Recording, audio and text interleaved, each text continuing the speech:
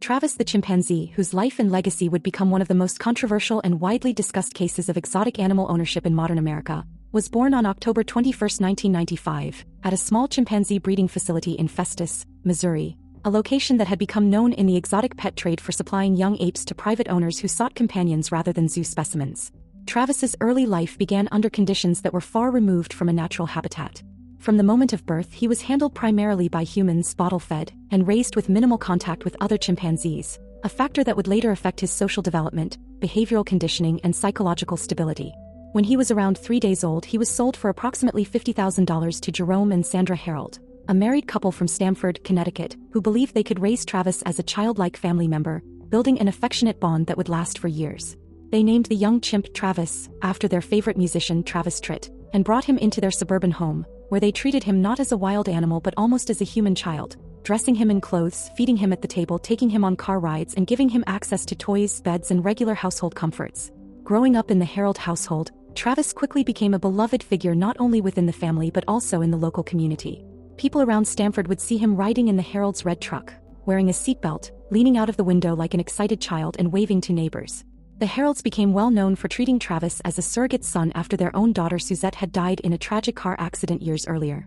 The emotional vacuum created by that loss seemed to intensify the attachment they formed with the chimp, building a relationship that blurred boundaries between human affection and wild animal instincts. Travis grew up learning routines and behaviors by mimicking humans.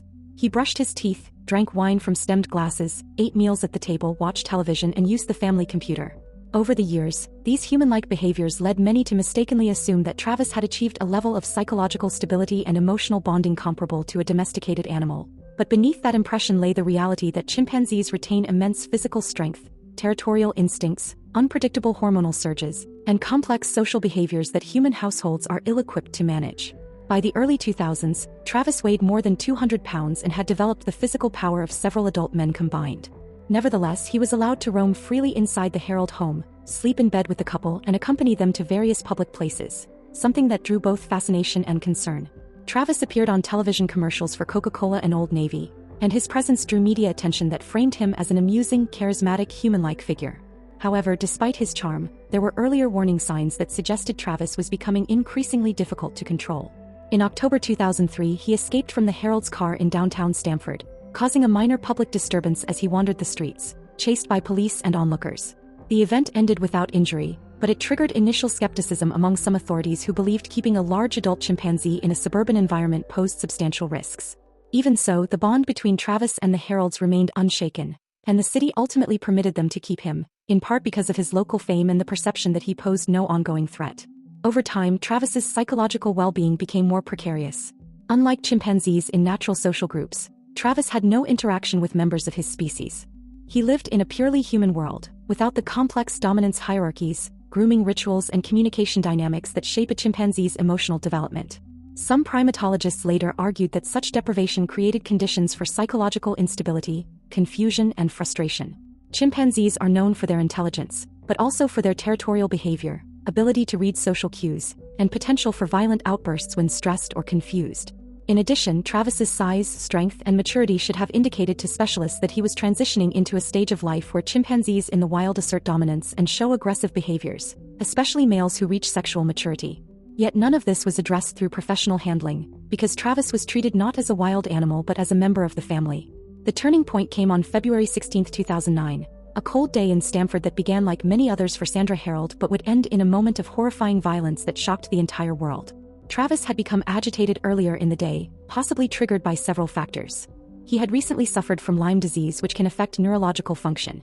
He had been given medication that might have altered his mental state. He was increasingly restless due to age-related hormonal changes, and a favorite toy, a Tickle Me Elmo doll, had gone missing, making him anxious. Troubled by his behavior, Sandra called her longtime friend Charla Nash, asking her to come to the house and help calm Travis. Nash had known Travis for years, and Sandra believed that seeing a familiar person would ease his distress. However, when Charla arrived that afternoon and stepped out of her car, Travis's reaction was instantaneous and catastrophic. The moment he saw her holding a new hairstyle and wearing unfamiliar clothing, he appeared not to recognize her, becoming territorial and threatened. Without warning, Travis charged toward her with overwhelming force. What happened next unfolded within minutes but left consequences lasting decades. Travis attacked Charla Nash with extraordinary violence, using his massive strength to overpower her before she could react. Chimpanzees possess the ability to cause devastating injuries through biting, tearing, and striking, and Travis directed his attack at her face, hands, and upper body. The level of physical damage inflicted was so severe that emergency responders later described the injuries as unlike anything they had ever witnessed. During the attack, Sandra desperately attempted to stop Travis, hitting him with a shovel and even stabbing him with a kitchen knife, but the chimpanzee's strength and fury overpowered all attempts to intervene. In a frantic and trembling voice, Sandra dialed 911, pleading for help and repeatedly screaming that her chimp was eating her friend. The dispatcher, initially in disbelief, listened as Sandra cried that Travis was killing Charla and that she feared they would both die. When police arrived, they were confronted by Travis, covered in blood, who attempted to open the door of the patrol car, possibly recognizing it from past rides. As he approached the officers, one of them fired several shots at him, causing Travis to retreat into the house. Wounded, he made his way to his living quarters, leaving a trail of blood, and collapsed in his room, where he later died from his gunshot injuries. Meanwhile, paramedics rushed to Charla Nash, who was barely alive but still breathing despite the catastrophic loss of her face and hands. Her injuries were so extreme that medical personnel struggled to determine the full extent of the damage on the scene. Charla Nash was transferred to a trauma center where doctors performed emergency surgery, eventually stabilizing her. Her face had been completely destroyed, including her nose, lips, eyelids, and jaw, and both of her hands were severed. Over time, she underwent multiple reconstructive procedures, including a rare and complex face transplant surgery in 2011, which gave her a new facial structure, though she would remain blind for the rest of her life due to severe eye damage inflicted by Travis. Her survival became a medical miracle, but the attack left her permanently disfigured and dependent on long-term care. In the immediate aftermath of the attack, public outrage and horror led to renewed debate about exotic pet ownership, especially involving primates.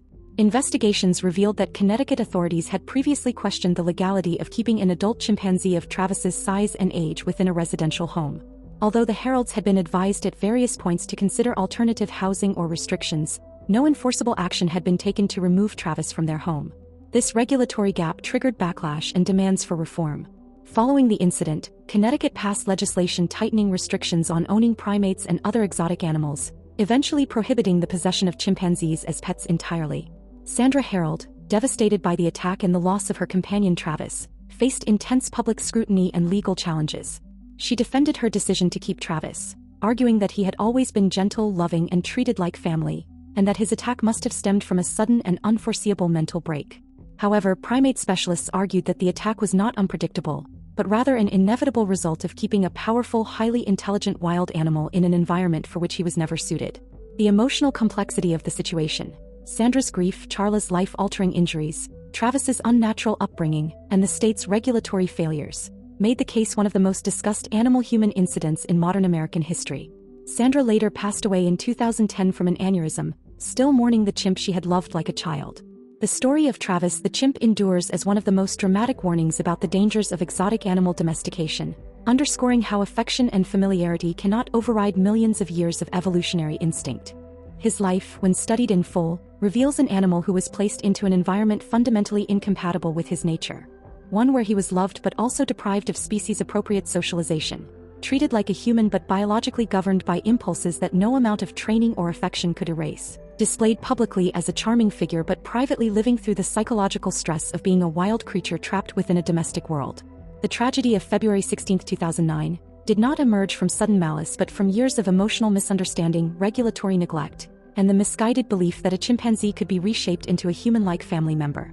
Travis's story remains a haunting example of how even well-intentioned love can lead to irreversible catastrophe when it clashes with the unchangeable laws of animal behavior and biology, leaving behind a legacy marked by grief, controversy, legal reform, and one of the most shocking animal attacks ever recorded.